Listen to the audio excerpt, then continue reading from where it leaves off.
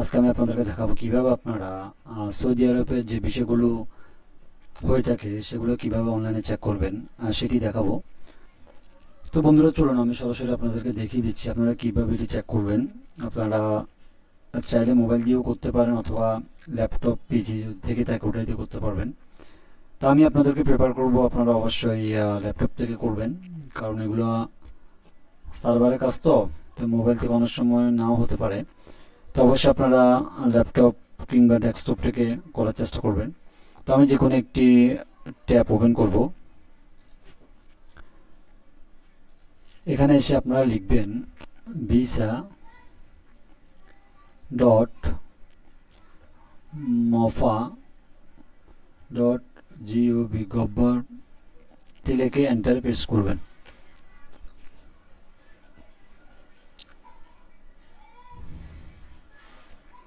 তো বন্ধুরা আমি সরাসরি তাদের ওয়েবসাইটে প্রবেশ করেছি, ঠিক আছে।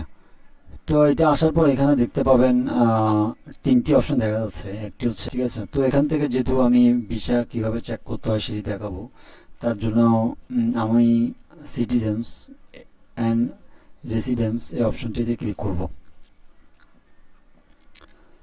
তো বন্ধুরা এই অপশনটি ক্লিক করার পরে এখানে ছোট্ট একটি কাজ করতে হবে, সেটি হচ্ছে এখানে সার্চ একটি বক্স দেখা যাচ্ছে, এখানে আপনারা লিখবেন ফাইন্ড। ফাইন লেখার পর বন্ধুরা ঠিক আপনাদের সামনে এরকম একটি অ্যাপ্লাই বাটন আসবে। তো আপনারা সরাসরি অ্যাপ্লাই এই অপশনে ক্লিক করবেন। আসার পর বন্ধুরা এখান থেকে আপনারা কয়েকটি অপশন দেখতে পাচ্ছেন।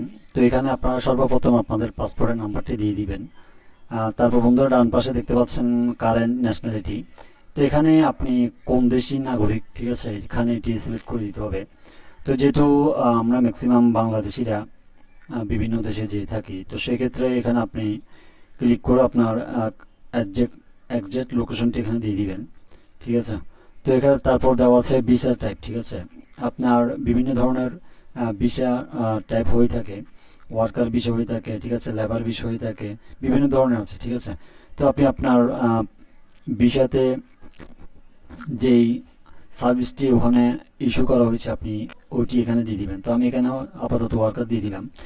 এবার এখান থেকে ভিসা ইস্যু অথরিটি, ঠিক আছে, মানে আপনার ভিসাটি কোন জায়গা থেকে ইস্যু হয়েছে।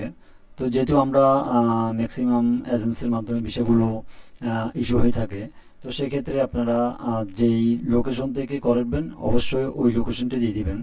তো বাংলাদেশ থেকে যদি করা হয়ে থাকে ম্যাক্সিমাম ভিসা ইস্যু হয়ে থাকে ঢাকা থেকে, তা আপনারা অবশ্যই এখান থেকে ঢাকা সিলেক্ট করে দিবেন, ঠিক আছে। এখান থেকে ঢাকা সিলেক্ট করে দিবেন। তারপর বন্ধুরা সর্বশেষ একটি অপশন দেখা যাচ্ছে, সেটি হচ্ছে ইমেজ কোড, ঠিক আছে। এখানে কয়েকটি অপশন দেখা যাচ্ছে, ঠিক আছে, এগুলো আপনারা এখানে ফিল আপ করে দিবেন। এখানে ফিল আপ করে দেওয়ার পরে বন্ধুরা ডান পাশে একটি সার্চ অপশন দেখতে পাচ্ছেন। তো আপনারা এই সার্চ অপশনে ক্লিক করলেই আপনাদের যদি ভিসাটি ইস্যু হয়ে থাকে তাহলে এখানে সরাসরি এটি দেখাবে, আর যদি আপনাদের ভিসাটি রেডি হয়ে না থাকে তাহলে এখানে কিছুই দেখাবে না। তারপরে এটি কয়েকবার আপনারা চেষ্টা করবেন, অনেক সময় সার্ভারের কারণে এটি প্রবলেম হয়ে থাকে। তো এইভাবে বন্ধুরা আপনারা খুব সহজেই ঘরে বসে অনলাইন আপনাদের বিষয়গুলো চেক করতে পারবেন। ধন্যবাদ।